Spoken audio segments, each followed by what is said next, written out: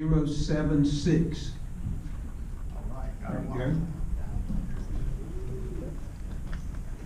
Like I said, it's hard again, just select one, all right.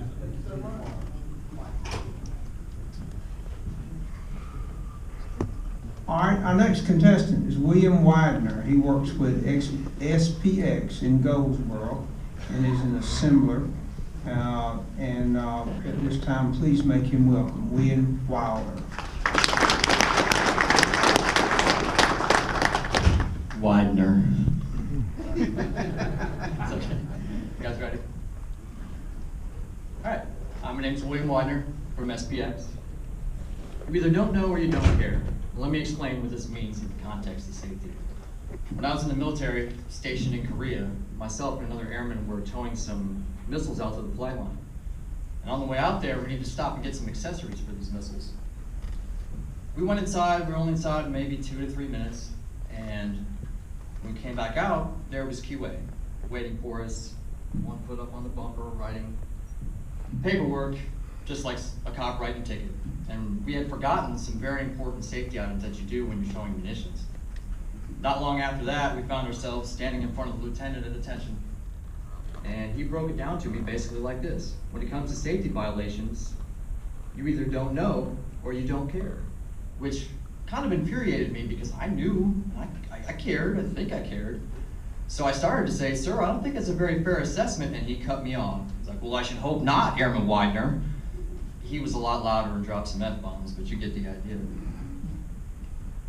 So when it comes to safety, do you know? Do you know what the hazards are? You should never start a job without knowing what these hazards are.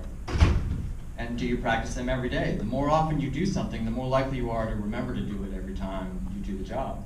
Now, I should hope the answer to the second one is always yes. Do you care? Do you care about your own safety and the people you work with? Because you're accountable for yourself and for the other people that are around you. And if you're the type of person that only does safety precautions when QA or a supervisor is around, then you simply don't care. What other reasons are there not to follow safety guidelines? Well, there shouldn't be any, but distractions, trouble at home, talking while working. That day, I think we were talking about the movie Tommy Boy. It's not exactly workplace conversation. There's a lot of safety violations in that movie, by the way. But we lost our focus.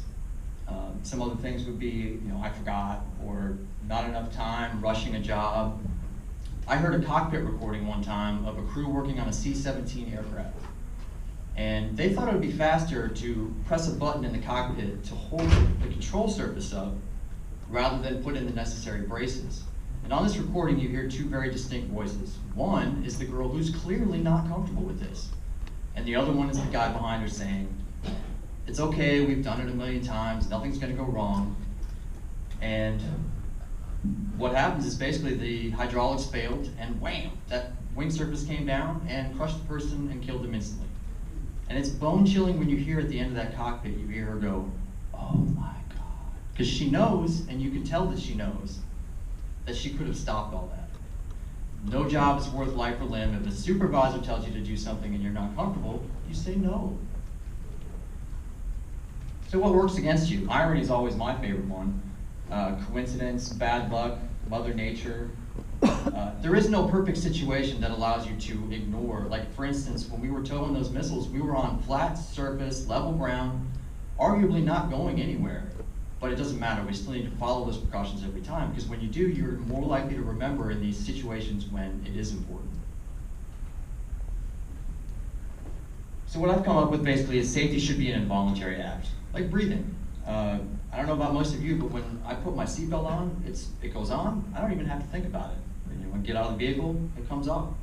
Or like wearing safety glasses. When I walk into the plant at SPX, those safety glasses go on immediately.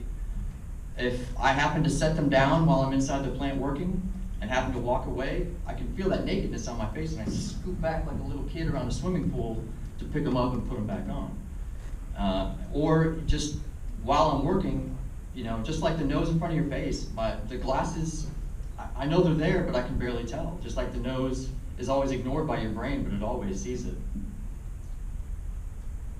So how can we get there? Well, training, of course. Although boring, statistics can help. Stories. I have a friend who was wearing gloves while working with a metal bending machine, his hand got pulled into that metal bending machine. His hand basically looks like this now. He's got half a thumb and no fingers. He actually said he was glad he could lend a hand to this presentation. Seriously. He has a great sense of humor about it. That's his coping mechanism, as with anyone who has to go through something like that.